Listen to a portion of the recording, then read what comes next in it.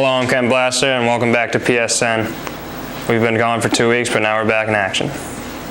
Titan news. 3 Titan teams have qualified for the MIAA tournament. Girls and boys soccer and field hockey all open up this week. Check the PHS website for details. Winter registration night is November 21st at 6:30. Don't forget you must sign up online. Today we're here with John Valeri. He's a senior here at PHS. He's on the cross-country, indoor track, and outdoor track teams. John recently got accepted to the U.S. Military Academy at West Point, which is a tremendous accomplishment, and we wanted to talk to you a little bit today about that. So tell us, John, why West Point? What led your decision there? West Point was just a great institution, one of the schools I looked at, and going there will allow me to accomplish my goals of protecting and serving the people of the United States of America, and also becoming an elite leader of character. And I believe that being a part of the organization of West Point in the Army will be a great thing to be a part of. Great. And tell us a little bit about the application and admissions process. I'm sure it was lengthy. The application actually began back last year, my junior year. It was like almost a full year-long process.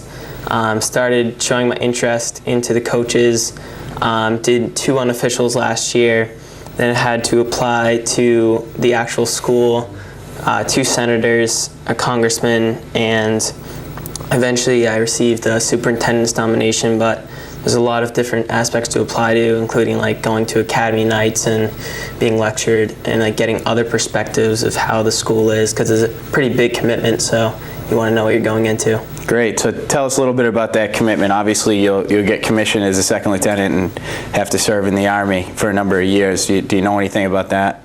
I'm getting I don't have any relatives in the military, so I'm getting the views and the advice of my peers who know people who served, and the kids in the team gave me some good feedback. So I know that it's a minimum of 5 years, and on my official visit, they started doing like branch week for the seniors, so they get to pick what force they want to go into, I guess, like infantry, aviation, bomb squad, medic, and right now I'm very interested in the infantry and aviation program they have, so great. At least something to aim for. Now are you going to run cross country there? Or? Yes, I'll do 3 seasons of running cross country, indoor track, and outdoor track. Oh, great. And one unique thing about John, and I know he probably doesn't want to pat his own back here on TV, but he's going to be one of the few 12-letter winners here in Pembroke's history, where he won a letter in every season from freshman to senior year. So that's quite an accomplishment as well. So thanks, John, and congratulations on your appointment. Thanks for having me. In sports news, the golf team ended their regular season this week.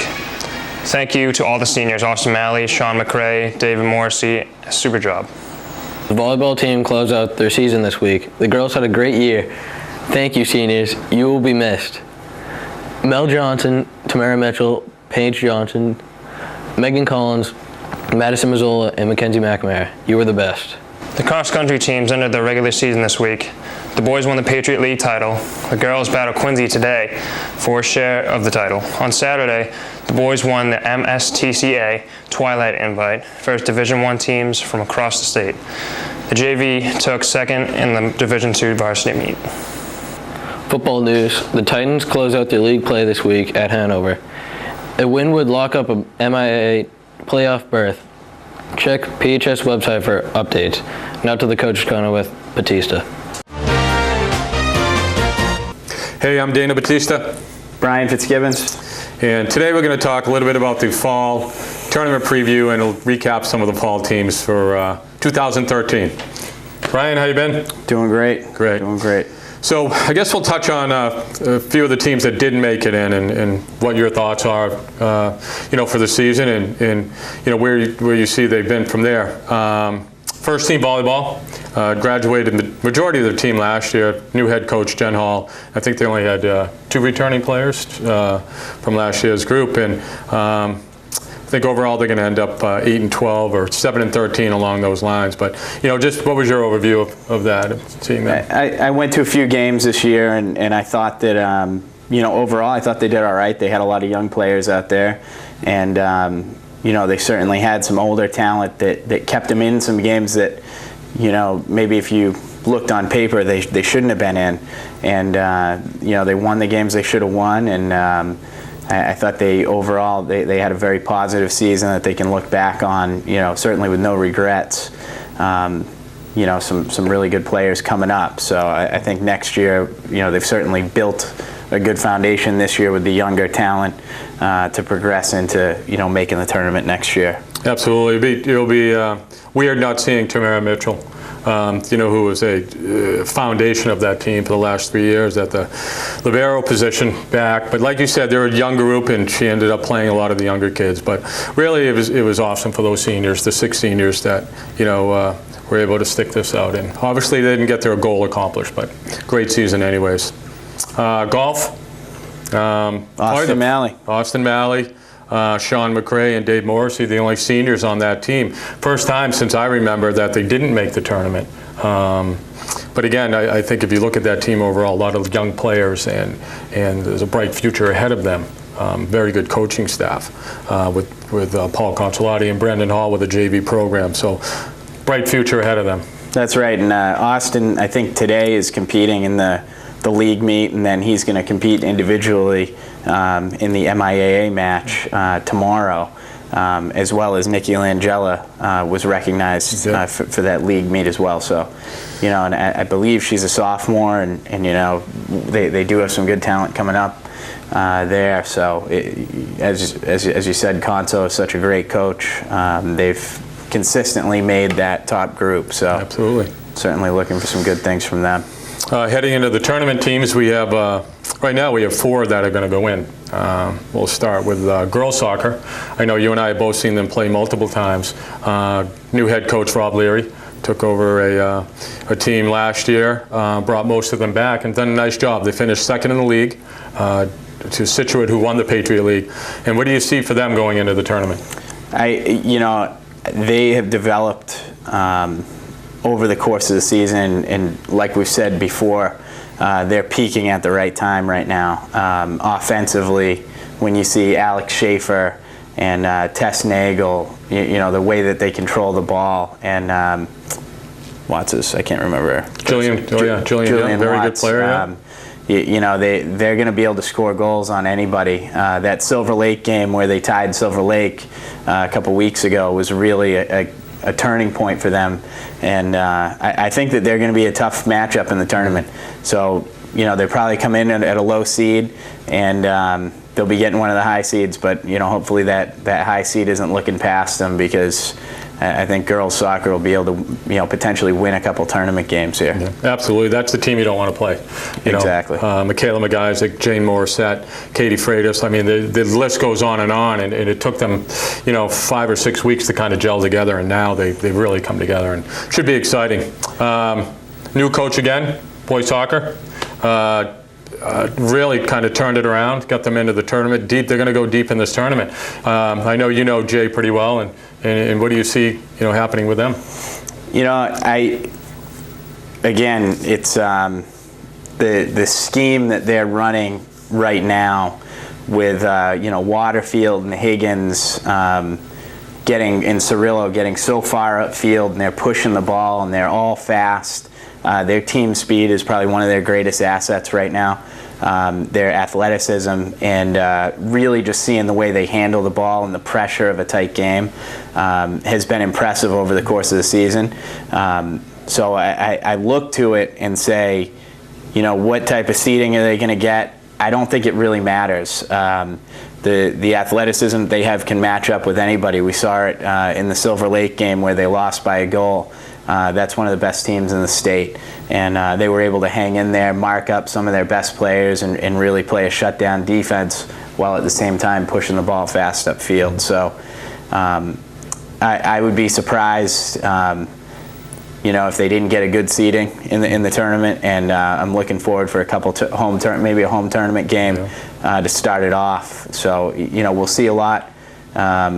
over the next week as this shapes up, but it should be exciting for boys soccer to make a run here. Well, what a change. If you haven't seen them play, just to watch Jay Bowden, their head coach, just see how his demeanor on the sideline. You and I both coached him. We're both animated coaches. He just kind of sits there and they follow his lead. And I tell you, that Silver Lake game was a state playoff game atmosphere. It was a great game between two really good teams. So yeah, I'm excited about that too. Field hockey next on the line. I've seen him play. I know you've seen him play. It's been a fun group to watch all year. I really what's so impressive about the field hockey team to me is this, making the tournament for them is really a success for the program. They've had a lot of kids, and their numbers keep going up and up. And we've added a freshman team. We've got a freshman, a JV, and a varsity team. They're just full of players. He's brought up some young talent, and that was such a programmatic victory that they were able to work over all these years to build a program essentially from nothing into a winning program. So I think they're what, 13 and 6 right now I think they're like 9, 6, and 3, which puts probably at the 13th seed, 12 seed, something along that line. If they get a couple more wins, they'll get a home game. It was interesting. They beat Hanover for the first time, and they've never beaten Hanover. They played Duxbury, the fourth team in the state, too. The first half it was 2-0, and they've really kind of turned this thing around. And I think there's 70 girls out there total. And if you look, at many of the teams in the Patriot League, 30 and 40 kids overall. We have 70, and I think that's really a tribute to head coach Bill Flynn, and the seniors right now are really excited about it. And I'm excited about it. Great group of girls. And then near and dear to our heart, the cross country team. We see Coach Rooney and Coach Z every day. They've done just an amazing job. They're a state powerhouse. There's no two ways about it. This is the premier, or one of the premier, if not the premier, cross country and track and field programs in the state. And they certainly did not let anybody down this year. They're setting records again, and both the boys and the girls are strong. So I would be, they're a state championship contender every year, and I think you really will see some things over the next few weeks in the league meet. I think the boys have clinched the league championship already, and going into those all-state meets will be an exciting time every fall, like it is for cross country. Yeah. It's pretty amazing. They ran last weekend on the Cape, and they opted up to go into Division I. So he put his best runners in Division I and won that, and then he took his next group of runners and put them in Division II and finished in second place in the whole state.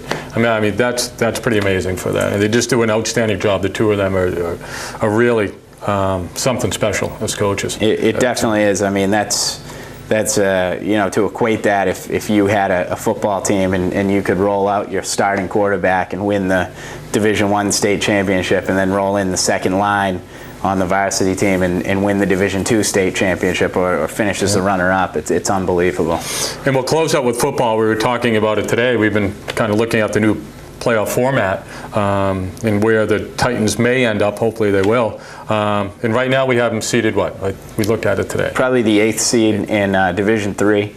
So it looks like if we win this week on Friday against Hanover, that we will get in. Mm-hmm. There's a chance that if we lose, we will get in. With the new format, there are going to be 8 teams out of this 12-team division that make it in, and it looks right now that we can control our own destiny by winning the game on Friday, getting into the playoffs. If you look at the projected seedings right now, we would probably be facing Plymouth North, which will be a tough opponent. That game would probably be played at Plymouth North. They're a young team that has been playing in some really tight games. I think they only have one loss right now to Plymouth South. So that'll certainly be a challenge. But it goes to show that this new format is allowing more teams. We haven't had the greatest season so far. However, the kids continue to work hard. They won that game against North Quincy. If they win against Hanover, they can see a reward at the end of that tunnel. go into the MIAA tournament. So very exciting, that new tournament format.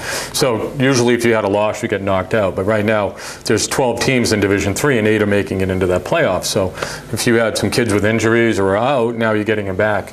You can be a dangerous team, and they can be a dangerous team. I think that they've been beaten up a little bit, played some real tough competition up front with Oliver Ames, the #1 team, and D2, D3, Stoughton, Situate. So they've had a tough go at it up front. So hopefully they can get it back together and move into that playoff and do some damage. for sure, and you know, when you have Corey Brandon and Billy Watts out on the edge, you know, Brandon can throw the ball anywhere on the field, so they're going to be able to score points.